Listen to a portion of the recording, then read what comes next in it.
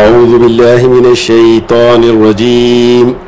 बिस्मिल्लाहिर्रहमानिर्रहीम इक़रा बिस्मि रब्बिकल्लज़ी ख़लक़ ख़लक़ल इंसाना मिन अलक़ इक़रा व रब्बुकल अकरम अल्लज़ी अल्लम बिल क़लम अल्लमल इंसाना मा लम यअलम। शुरू अल्लाह के नाम से जो बेइंतहा मेहरबान और रहम फरमाने वाला है।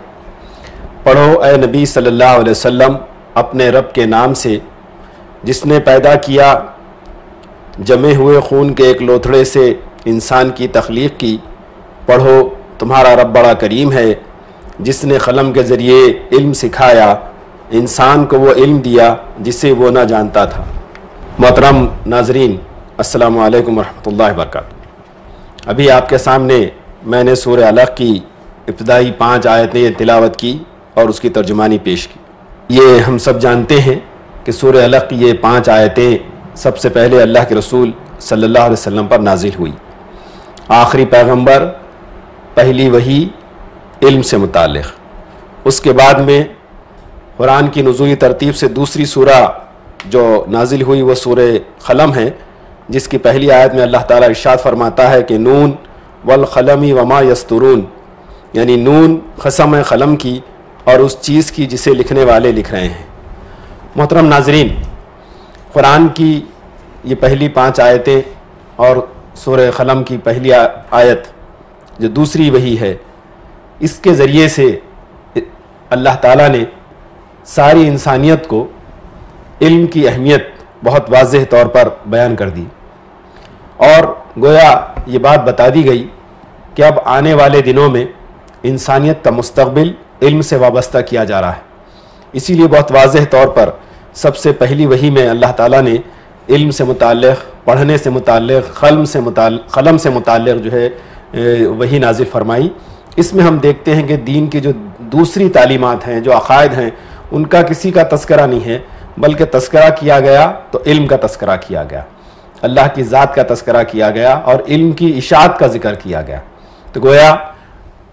दीन की सारी बातें वो इस इल्म के तहत आ जाती हैं जो अल्लाह ताला ने जो है इंसानों को इनायत किया है। और अगर इल्म ना हो तो फिर हम जो है देखते हैं कि फिर मुख्तलिफ़ मज़ाहिब में किस तरह से बिगाड़ पैदा हुआ और वो किस नतीजे पर पहुँचे और अल्लाह के गज़ब के मुस्तहिक़ हुए। इस वक्त मुझे आप हज़रात से कौमी तालीमी पॉलिसी 2019 के मसवदे पर कुछ गुफ्तगू करनी है।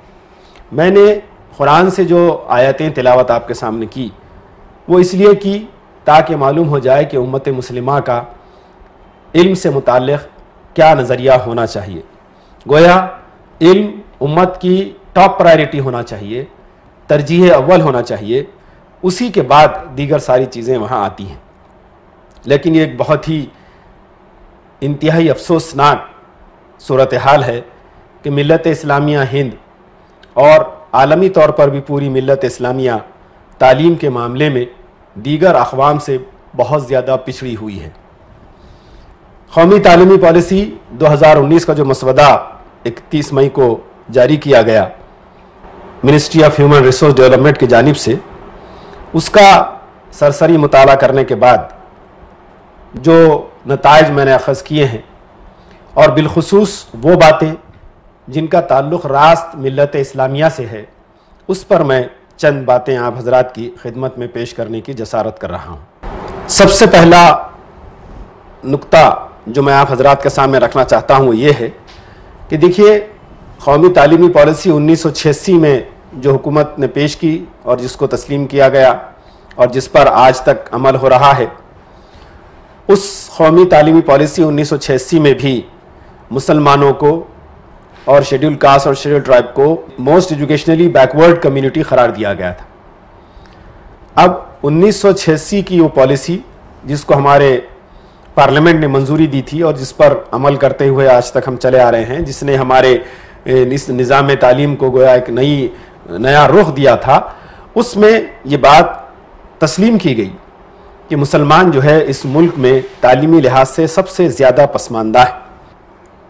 अब 2019 में जो नई कौमी तालीमी पॉलिसी का मसवदा पेश किया गया है, यानी लगभग 33 साल बाद उसमें वाज़ेह तौर पर मुसलमानों की तालीमी पसमानदगी को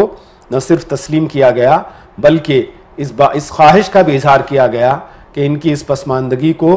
दीगर जो अंडर रिप्रेजेंटेड ग्रुप्स हैं, जिसमें शेड्यूल कास्ट और शेड्यूल ट्राइब शामिल हैं, उनके साथ मुसलमानों को शामिल करके एक अंडर रिप्रेजेंटेड ग्रुप URG का उन्होंने नाम दिया है, वो कायम किया गया और उसकी तालीमी और समाजी तरक्की के लिए हुकूमत से ख्वाहिश की गई कि वो कुछ मखसूस इक़दामात करे। ये बात हम सब के लिए बड़ी शर्मिंदगी की है कि हम उस मिल्लत से ताल्लुक़ रखते हैं कि जिस मिल्लत के आखिरी नबी पर पहली वही इल्म से मुतालिक नाजिल होती है और वो मिल्लत तालीमी लिहाज से इस वक्त इस वतन अज़ीज़ में सबसे ज़्यादा पसमानदा तस्लीम की जा रही है। 1986 की पॉलिसी हो या 2019 का ये मसवदा हो, दोनों में मिल्लत तालीमी तौर पर पसमानदा है। मैं एक सवाल यहाँ पर अपने आप से, मिल्लत से और हुकूमत से करना चाहता हूँ कि जब 1986 में कौमी तालीमी पॉलिसी ने मुसलमानों को तालीमी और माशी और समाजी लिहाज से पसमानदा करार दिया था, तो उसके बाद 33 साल गुजरने के बाद भी मिल्लत की तालीमी सूरत हाल में कोई फ़र्क नहीं आया, बल्कि बाज़ आदाद व शुमार तो ये कहते हैं कि मिल्लत साबिक़ के मुकाबले में तालीमी लिहाज से कुछ ज़्यादा ही पसमानदा होती चली जा रही है। एक सवाल शायद आप लोग यहाँ पर ये कर सकते हैं कि हम इस वक्त मिल्लत के कई होनहार नौजवानों को UPSC में, मेडिकल और इंजीनियरिंग में जाता हुआ देख रहे हैं, फिर उसके बाद मिल्लत की तालीमी पसमानदगी कैसी? बजा तौर पर यह सवाल जहनों में उठ सकता है। उसका मुख्तसर सा जवाब यह है कि ये इस करोड़ों वाली इस मिल्लत में चंद तलबा के, चंद नौजवानों के अच्छी पोस्टों पर जाने में, बड़े इम्तिहानात को कामयाब कर लेने से पूरी मिल्लत की तालीमी सूरत हाल का हम अंदाज़ा नहीं लगा सकते। मजमूई तौर पर जो आदाद व शुमार हुकूमती इदारे जमा करते हैं मिल्लत की और तमाम दीगर कम्युनिटीज़ के तालीम के बारे में, उससे ये बात बहुत वाज़ेह तौर पर सामने आ रही है कि मिल्लत के तलबा जो 100 बच्चे जो स्कूल जाने की उम्र के काबिल हैं, उनमें से 90 बच्चे लगभग जो है वो पहली क्लास में दाखिला लेते हैं। 5वीं में आते आते जो है उसमें से तकरीबन आधे से ज़्यादा बच्चे ड्रॉप आउट हो जाते हैं। हाई स्कूल की तालीम मुकम्मल करने पर आप देखेंगे कि उनका फ़ीसद जो है वो 15 से 20% रह जाता है और आला तालीम में बमुश्किल 2 या 3% मुस्लिम तलबा दाखिला ले पाते हैं। तो इससे हम अंदाज़ा कर सकते हैं कि मिल्लत जो है वो तालीमी पसमानदगी का शिकार है। और हमारे वो बच्चे जो किसी तरह से स्कूल पहुंच भी जाते हैं तो वो अपनी स्कूल की तालीम भी मुकम्मल नहीं कर पाते और आला तालीम की सूरत हाल तो बहुत ज़्यादा तशवीशनाक है। मैंने जो आपसे मोटी मोटी बातें शेयर की हैं, उससे ये बात बहुत वाज़ेह होती है कि मुसलमानों में स्कूल ड्रॉप आउट्स का परसेंटेज सबसे ज़्यादा है। यानी वो तलबा जो पहली में तो दाखिला ले लेते हैं, लेकिन तालीम के किसी मरहले यानी प्राइमरी या हाई स्कूल या जूनियर कॉलेज जिसको हम कहते हैं, या सीनियर सेकेंडरी 12th तक की तालीम हासिल करते वक्त जो है उनमें से बहुत सारे तलबा तालीम को खैरबाद कह देते हैं। तो ये हम सब के एहतसाब का, जायज़े का और गौर फिक्र का मौजू होना चाहिए कि 33 साल बाद भी मिल्लत अपनी तालीमी हालत क्यों सुधार नहीं सकी।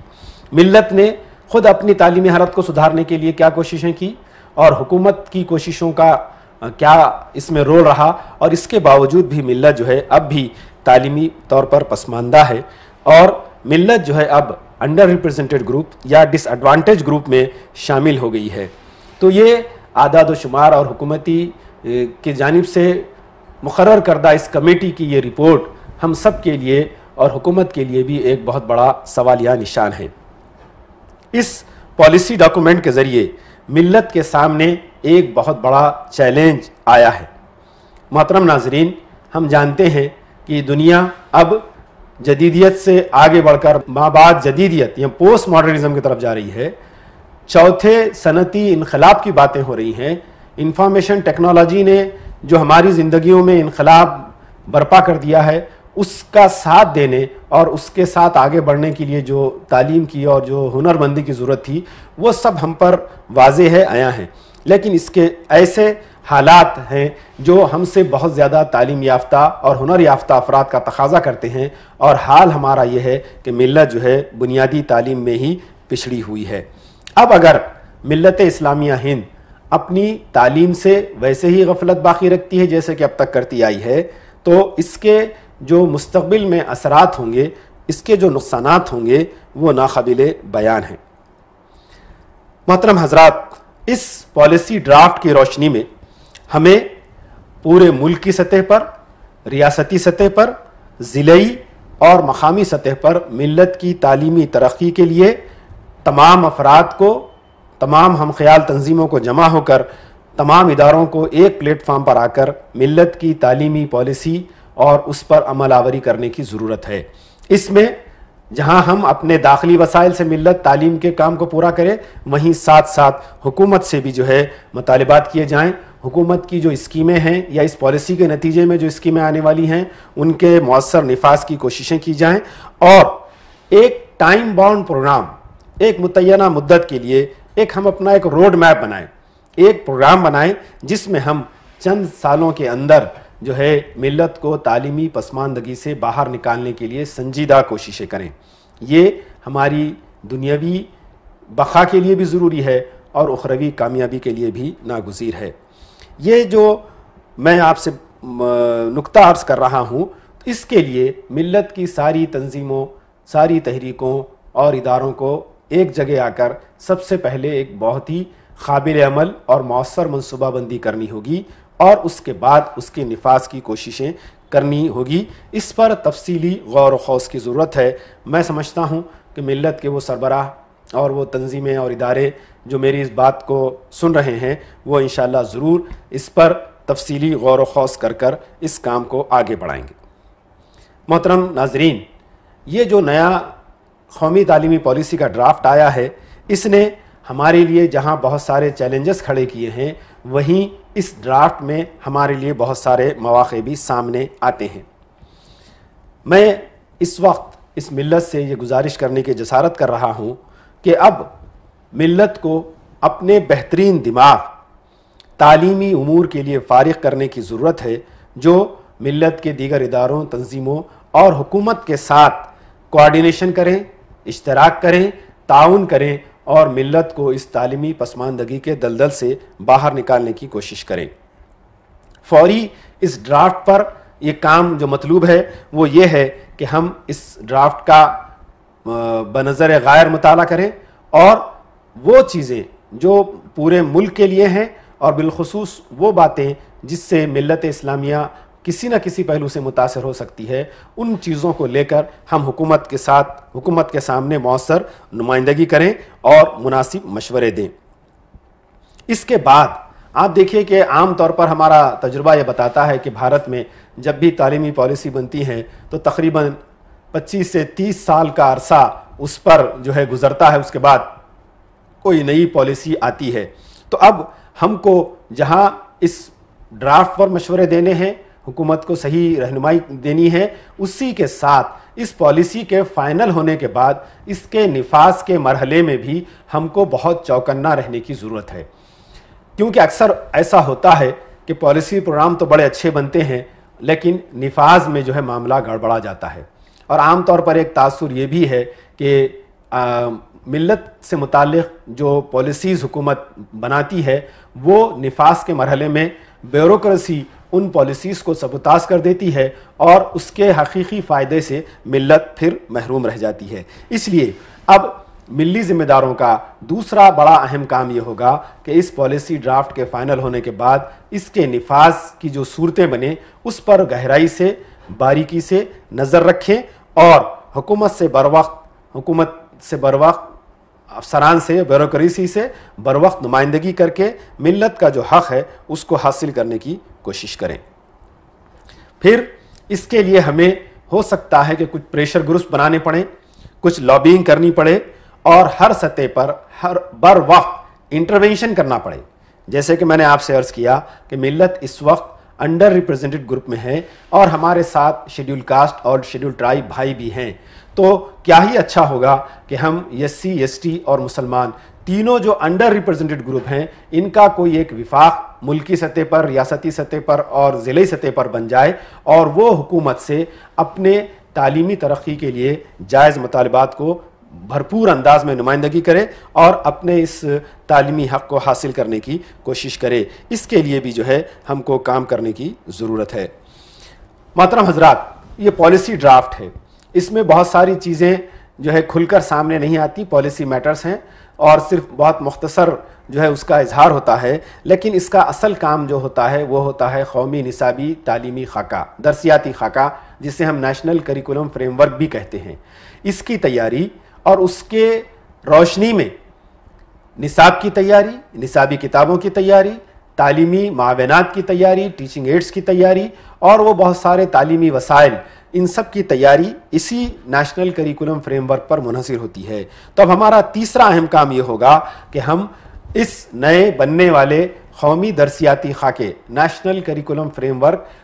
की तैयारी में भी जो है शामिल होने की कोशिश करें और उस पर ऐसी जो चीज़ें हैं, काबिल एतराज़ चीज़ें हो सकती हैं, उसका बर वक्त नोटिस लें और उसके इजाले की कोशिश करें। वरना कोई चीज़ फाइनल होने के बाद उसको तब्दील करना बहुत मुश्किल होता है, बनिस्बत इसके कि हम उसकी तैयारी के दौरान ही उस पर मुदाखलत करें, उनको सही रहनुमाई करें और उसको इंटरवीन करके दुरुस्त करने की कोशिश करें। एक इस पॉलिसी का एक अहम पहलू ये भी है कि अब इस पॉलिसी के ज़रिए ये बात कही जा रही है कि अब स्कूलों को अपनी दरसियात के इंतखाब की आज़ादी मिलेगी। ये ज़रूरी नहीं होगा कि आप हुकूमत से मंजूर शुदा दरसी किताब या दरसियात ही को इस्तेमाल करें, बल्कि ये भी हो सकता है कि कौमी दरसियाती खाका नेशनल करिकुलम फ्रेमवर्क के तहत रहते हुए और एजुकेशनल आउटकम्स के तहत रहते हुए कोई भी स्कूल कोई और निसाब के ज़रिए से भी बच्चों में उन तालीमी मकासद को हासिल करने की कोशिश कर सकता है। जहाँ ये एक मौका हमें फराम कर रहा है, वहीं इस बात के भी अंदेशे हैं कि कुछ अफराद और कुछ तंजीमें इस सहूलत का नाजायज़ फ़ायदा उठाकर अपनी जो है नज़रिए, अपने कल्चर और अपने सकाफ़त के फ़रोग़ का उसको ज़रिया बना लें। तो इसलिए हमको जो है इस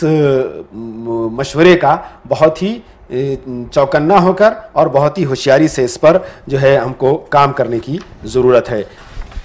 इसके ज़रिए से जहाँ हम अपने तौर पर अपना निसाब पढ़ाने के मजाज होंगे, वहीं हमको दूसरे इदारों के निसाब पर भी नज़र रखनी होगी कि कहीं उसके ज़रिए से वो जो है हिंदुस्तान में नफ़रत और कशीदगी का माहौल पैदा करने की कोशिश न करें।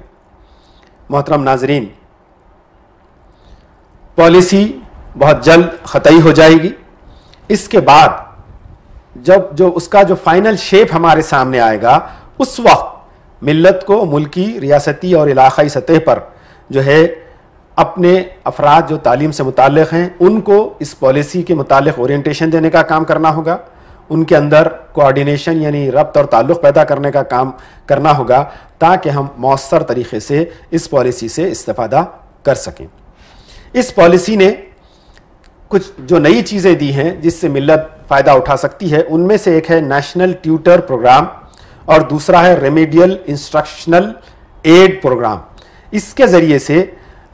वो ये चाहते हैं कि वो तलबा जो स्कूल में बुनियादी समझे पढ़ने लिखने और रियाजी की बुनियादों से किसी तरह से पिछड़ रहे हैं, कमज़ोर पड़ रहे हैं और जिसके नतीजे में ड्रॉप आउट होते हैं, तो ऐसे तलबा को जमा किया जाए और सिविल सोसाइटी और समाज से ऐसे अफराद जो उनको पढ़ा सकते हैं वो आगे आएँ और ईच वन टीच वन यानी हर एक बच्चे को पढ़ाए। इस पॉलिसी के तहत हम उन स्कूल से ड्रॉप आउट होने वाले बच्चों को रोकने में की कोशिश करें और उनके अंदर उनकी क्लास से मुताबिक रखने वाली तालीमी सलाहियतों को पैदा करने की कोशिश करें। इसमें ड्राफ्ट ये कहता है कि इसमें दो तरह के अफराद लिए जाएंगे। एक तो वो होंगे जो अज खुद सामने आएंगे और बग़ैर किसी मुआवजे के ये खिदमत अंजाम देंगे, और बाज़ जगहों पर उन्होंने मुआवजे के साथ भी रेमेडियल इंस्ट्रक्शनल एड और नेशनल ट्यूटर प्रोग्राम के तहत अफराद को मुआवजा देकर भी उनकी खिदमत हासिल करने की बात कही है। इससे के ज़रिए भी मिल्लत अपने तालीम याफ्ता अफराद को जो है इस काम में लगाकर जो है दोहरा फ़ायदा उठा सकती है। एक तो ये कि हम अपने तलबा को बुनियादी तालीमी मकासद हासिल कर सकेंगे और वहीं कुछ उस तरह से जो है हुकूमत से कुछ इस्तेफादे का भी एक मौका मिलेगा। फिर इसी तरह से तालीमी सोशल वर्कर, इसका भी बड़े पैमाने पर इस्तेमाल होने वाला है। इसलिए हमें एक अपने नौजवान पढ़े लिखे लड़कियों की और लड़कों की एक टीम तैयार करनी होगी जो तालीमी सोशल वर्कर की शक्ल में मिल्लत के इन नई नस्लों की तालीम और तरबियत में माविन साबित हो। इस ड्राफ्ट का एक और अहम पहलू ये है कि वो कहते हैं कि अपने तलबा में और आने वाली नस्लों में मुताले के शौक़ को बढ़ाने के लिए, मुताले की तरगीब देने के लिए अवामी लाइब्रेरियाँ और स्कूल में लाइब्रेरियों का क़याम अमल में लाया जाएगा। इसके लिए किताबों की फराहमी एक बड़ा अहम इशू होगा। इसलिए हमको बहुत तेज़ी से वो इदारे जो बच्चों की अखलाक़ी और तालीमी और दीनी तरबियत से मुताल्लिक़ किताबें शाये करते हैं वो भी अच्छे पैमाने पर इनको शाये करें और हम इस ज़रूरत को महसूस करके नए लिखने वालों की हौसला अफजाई करते हुए इस तरह की किताबें तैयार करवाएं ताकि ये किताबें उन लाइब्रेरियों में रखी जा सकें। वरना होगा ये कि जो मौजूदा किताबें हैं या दीगर नज़रियात से मुतासिर जो किताबें हैं उनकी भरमार हो जाएगी और फिर हमारे बच्चों को ज़ाहिर है वही पढ़ने को मिलेगी और उसके जो सकाफ़ती और तमद्दुनी असरात पड़ेंगे वो मुझसे आपसे छुपे हुए नहीं हैं। इस किताब में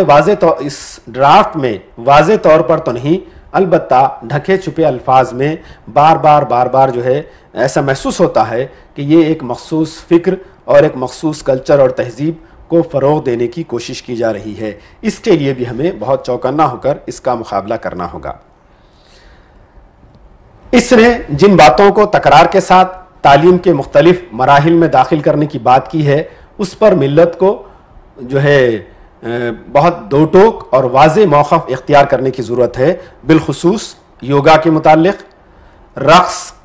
नाच गाने से मुताल्लिक़, मौसीक़ी से मुताल्लिक़ और हाई स्कूल में जिनसी तालीम से मुताल्लिक़। तो ये चार ऐसे अनावीन हैं जिन पर मिल्लत को एक मुत्तहिदा मौक़िफ़ अपनाकर सामने आना होगा। ये ड्राफ्ट हिंदुस्तानी रिवायात, तहज़ीब, कल्चर और भारतीय तहज़ीबी शनाख्त पर बहुत ज़्यादा ज़ोर देता है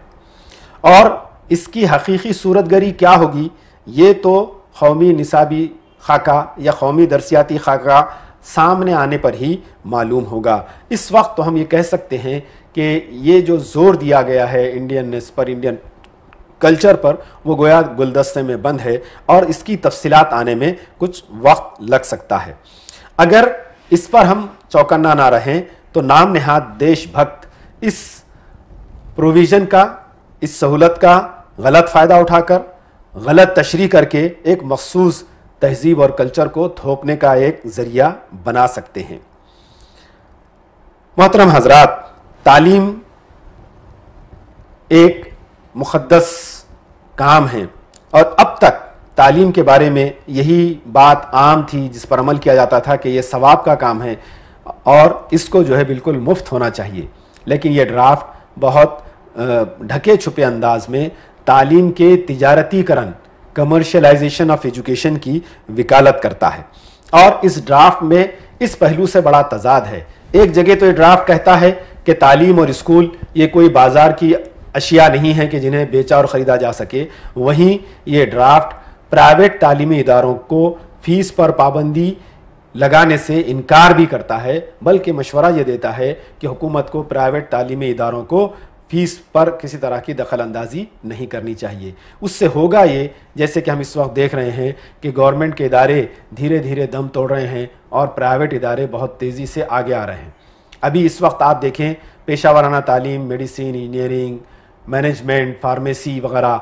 का जो हशर हो रहा है और जितनी कीमत देकर, जितनी बड़ी तगड़ी फ़ीस देकर के जो है वहाँ उनको तालीम हासिल करनी पड़ रही है। तो इस तरह से अगर ये कमर्शलाइजेशन ऑफ एजुकेशन की थ्योरी आगे बढ़ती है तो मैं समझता हूँ कि इसका सबसे ज़्यादा नुकसान मुसलमानों को ही हो सकता है। इसलिए हमें बर वक्त इस पर हुकूमत को मुतवज्जे करने की ज़रूरत है कि हुकूमत जो है किसी भी किस्म की तालीम में तिजारतीकरण की इजाज़त ना दे और अगर हम ऐसा करने में नाकाम होते हैं, तालीम का तिजारतीकरण होता है, तो फिर वो जो समाज में एक खाई है हैव्स और हैव नॉट्स की, यानी वो जिनके पास कुछ चीज़ें हैं, पैसा है, इख्तदार है, क़ुव्वत और ताकत है वो, और वो ग्रोह जिनके पास पैसा, इख्तदार, क़ुव्वत और ताकत नहीं है, तो इनके दरमियान की खलीज जो है बहुत वसी हो सकती है और इसके समाजी तौर पर बड़े भयानक जो है आपके अंजाम हो सकते हैं, भयानक उसका नतीजा हमारे सामने आ सकता है। अखलाकियात की तालीम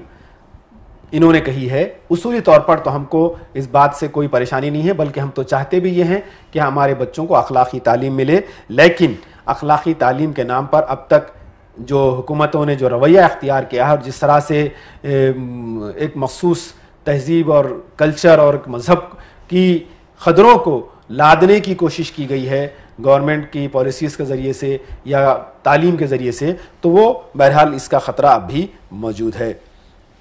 अब हमारे लिए करने का एक और काम ये होगा कि मरकज़ी सतह पर national council for educational research and training कौमी दरसियाती खाका, निसाबी किताबें और माविन दरसी किताबों की तैयारी की जिम्मेदार करार दी गई है, और इसी तरह से रियासतों में भी रियासती जो बॉडीज़ होंगी वो ये काम अंजाम देंगी। अब ज़रूरत इस बात की है कि हम मरकज़ी सतह पर और रियासती सतह पर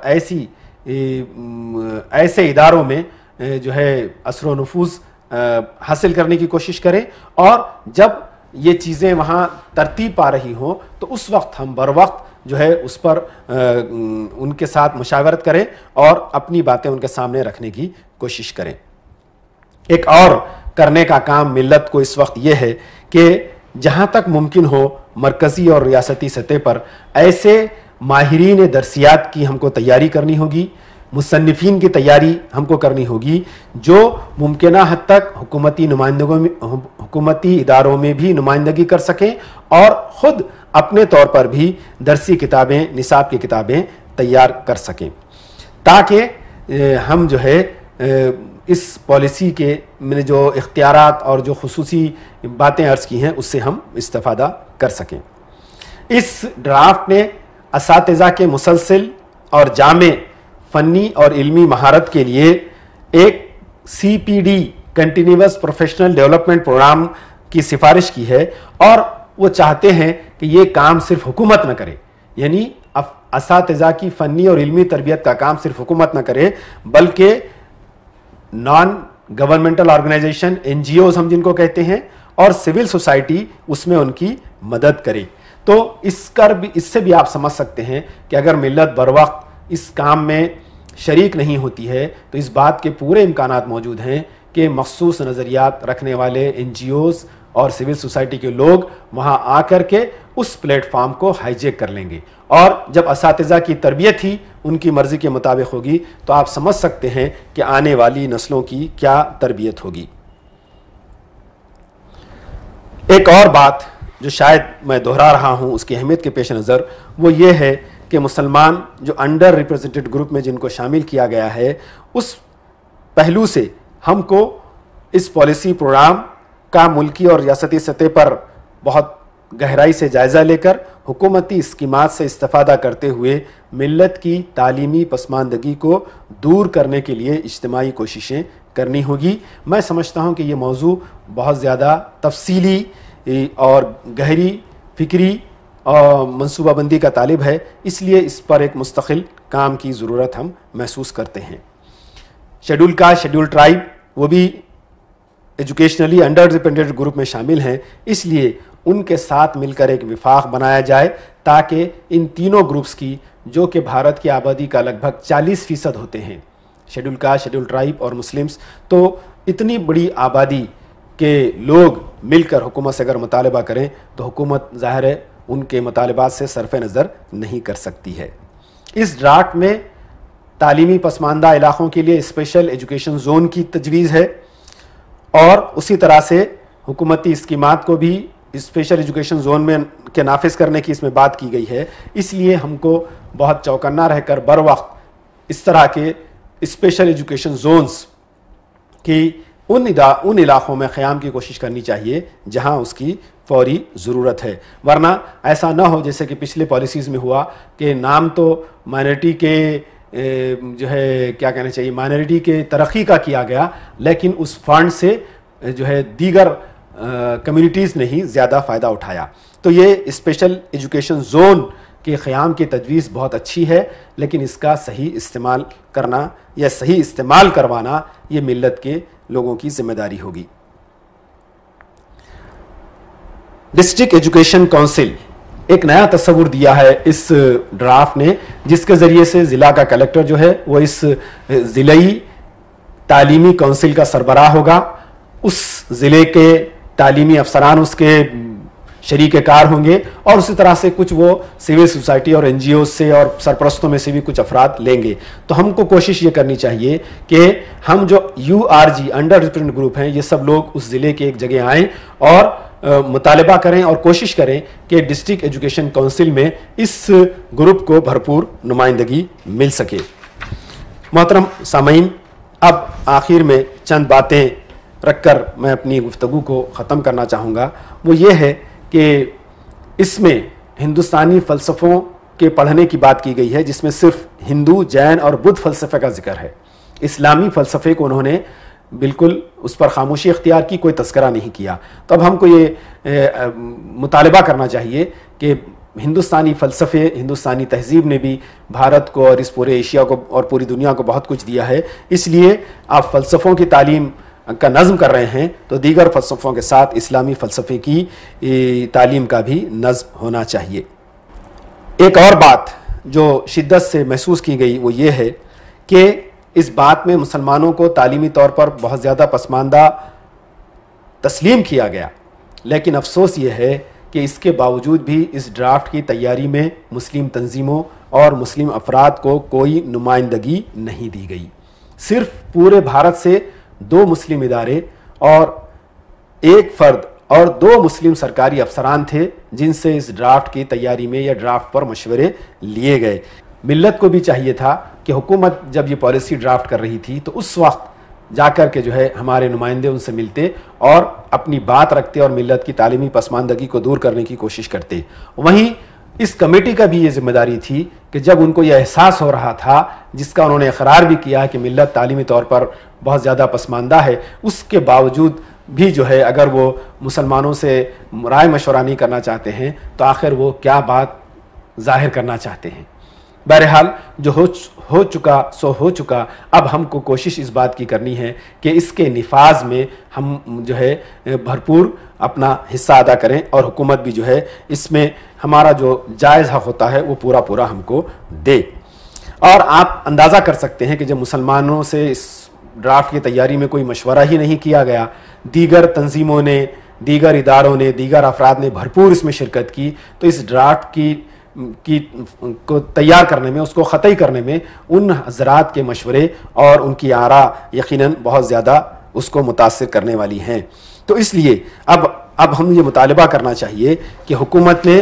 भले से इस ड्राफ्ट की तैयारी में मुसलमानों को, मुसलमान तंजीमों को, इदारों को नज़रअंदाज किया, लेकिन इसके निफाज के लिए जो मेकैनिज़म बनाया जाने वाला है उसमें मुसलमानों को और URG के दीगर 2 जो हिस्से हैं, शेड्यूल्ड कास्ट और शेड्यूल्ड ट्राइब को, उनकी आबादी की मुनासिबत से नुमाइंदगी दी जाए। मरकज़ी सतह पर, रियासती सतह पर और ज़िले सतह पर इस पॉलिसी के निफाज के लिए जो इदारे क़ायम होने वाले हैं उनमें अंडर रिप्रेजेंट ग्रुप को मुकम्मल तौर पर जो है उनकी आबादी के लिहाज से नुमाइंदगी दी जाए, ताकि उन पॉलिसीज़ के निफाज में जो है कोई लक्यूना रहने ना पाए। मैं समझता हूँ कि अगर इस तरह से हम कोशिश करेंगे तो ये पॉलिसी हमारे लिए एक मौका साबित हो सकती है, जिसके ज़रिए से हम अपनी तालीमी पसमानदगी को दूर करके बिरादरान वतन के शाना बशाना चलने के काबिल हो सकते हैं। मोहतरम नाजरीन, अगर हमने ये मौका इस वक्त खो दिया तो मैं नहीं जानता कि इसका कितना भयानक अंजाम होगा। इस तवक्को के साथ कि मिल्लत इस आवाज़ पर कान धरेगी, और ज़ाहिर है मैंने चंद तजावीज़ आपके सामने पेश की हैं, इससे अच्छी तजावीज़ रखने वाले अफराद भी इस मिल्लत में मौजूद हैं, वो सब एक जगह आएँ और मिल्लत को इस तालीमी पसमानदगी के दलदल से निकालने की कोशिश करें। जहाँ ये हमारी दुनियावी ज़िंदगी की बेहतरी के लिए ज़रूरी है, वहीं अख़रवी कामयाबी के लिए भी ये नागुज़ीर है। अल्लाह ताला हम सबको नेक अमल करने और इखलास के साथ अमल करने की तौफ़ीक़ अता फ़रमाए। व आख़िरु दावाना अनिल हम्दुलिल्लाहि रब्बिल आलमीन।